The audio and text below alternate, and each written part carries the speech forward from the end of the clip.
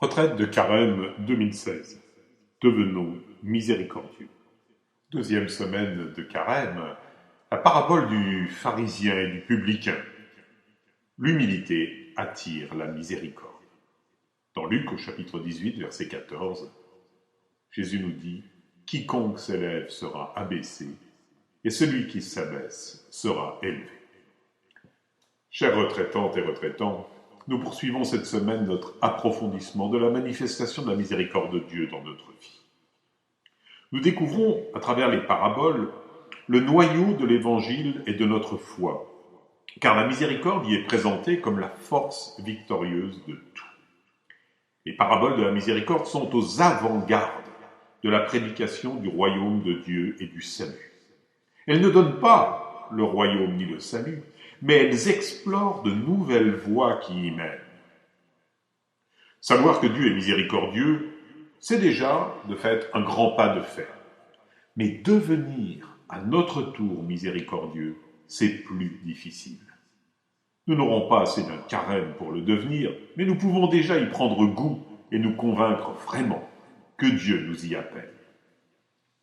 Il y a une erreur à ne pas commettre, car il serait erroné de penser qu'il faut interpréter les paraboles après les avoir entendues, après les avoir lues. C'est exactement le contraire. Ce sont les paraboles qui interprètent la vie de chacun et qui nous interrogent. Je vous invite à faire cette expérience. Lisez la parabole des ouvriers de la 11e heure, dans Matthieu, chapitre 20, du verset 1 à 16. Et notez ce que vous ressentez. Et nous en reparlerons. Lisons maintenant la parabole du pharisien et du publicain. Et voyons ce qu'elle nous enseigne. Jésus dit encore cette parabole en vue de certaines personnes se persuadant qu'elles étaient justes et ne faisant aucun cas des autres. Deux hommes montèrent au temple pour prier. L'un était pharisien et l'autre publicain, c'est-à-dire collecteur d'impôts. Le pharisien, debout, priait ainsi en lui-même. « Mon Dieu, je te rends grâce de ce que je ne suis pas comme le reste des hommes. Ils sont voleurs, injustes, adultères, ou même comme ce publicain. Je jeûne 2 fois la semaine, je donne la dîme de tous mes revenus. » Le publicain, se tenant à distance, n'osait même pas lever les yeux au ciel, mais il se frappait la poitrine en disant « Mon Dieu, montre-toi favorable envers moi, qui suis un pécheur. » Je vous le dis, celui qui descendit dans sa maison justifié plutôt que l'autre. Car quiconque s'élève sera abaissé, et celui qui s'abaisse sera élevé.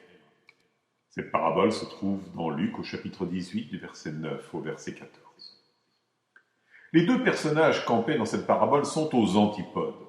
Pour comprendre la dramaturgie de la parabole, il faut savoir que les pharisiens étaient des purs, des justes, et les publicains des impurs, des injustes. Les pharisiens, dont le nom signifie « séparés », appartiennent à un mouvement de stricte observance qui prônait le scrupuleux respect de la loi et des pratiques religieuses. Les publicains, eux, étaient des juifs collaborateurs de l'occupant romain, collecteurs d'impôts. Et non contents de collaborer, ils avaient la réputation de se servir grassement au passage. Ils étaient globalement détestés et un profond mépris les mettait au rang des pécheurs invétérés, donc infréquentables. Quoi qu'il en soit, ce jour-là, tous deux, pharisiens et publicains, montent au temple de Jérusalem pour y faire quelque chose de tout à fait louable, prier le Seigneur. Que le pharisien monte au temple, rien de plus normal. Ce qui est étonnant, c'est que le publicain y monte aussi. On remarque que ni l'un ni l'autre ne porte un nom, ce qui a un sens dans la parabole. Car les évangiles parlent de publicains devenus célèbres tels que Zachée ou Matthieu. Là, nous sommes dans un anonymat qui nous renvoie à nous-mêmes. Peu importe qui ils sont, c'est ce qu'ils font qui est important, et plus encore, ce qu'ils pensent. Monter au temple est une expression lourde de sens. L'évangile de Luc est tourné vers la montée de Jésus à Jérusalem avec à son sommet le temple. Dans son commentaire de la parabole, Claude Martin, en 1669, souligne que pour construire le temple, Salomon avait joint ensemble deux collines hautement symboliques, le mont Moria et le mont Sion. Le premier est le mont où Abraham est venu pour sacrifier son fils Isaac. On trouve cela dans la Genèse au chapitre 22, verset 2. Le second, le mont Sion, c'est celui de la montagne où Jérusalem a été bâtie.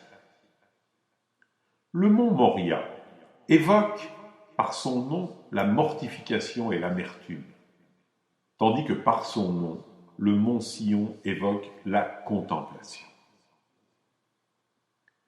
Le temple est aussi appelé par Jésus la maison de prière. Ce n'est pas une caverne de voleurs, car il est destiné à prier et à contempler la gloire de Dieu. C'est ce que nous trouvons dans Saint Jean au chapitre 2, verset 16. Et l'on ne parvient à cette contemplation que par la mortification et l'amertume du péché. Le temple est ouvert à tous. Dieu ne fait-il pas lever le soleil sur les méchants et sur les bons, pleuvoir sur les justes et les injustes? Nous trouvons cela dans Matthieu au chapitre 5, verset 45.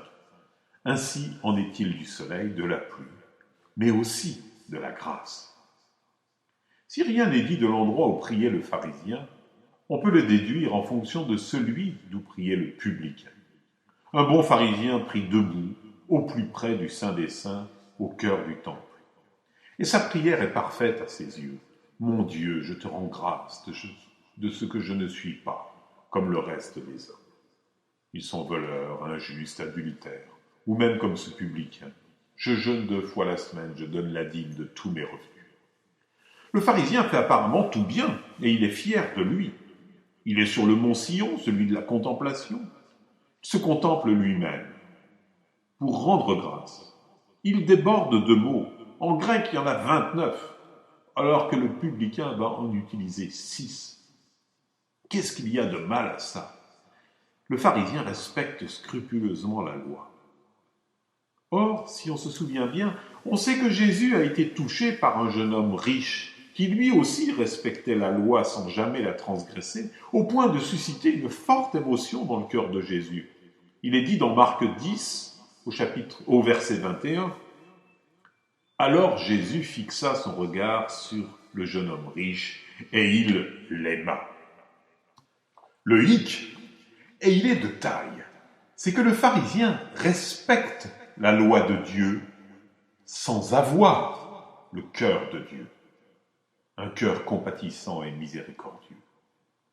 Priant tel qu'il le fait, il commet un péché, là où le publicain reconnaît son péché. Notre pharisien s'enorgueillit de respecter la loi.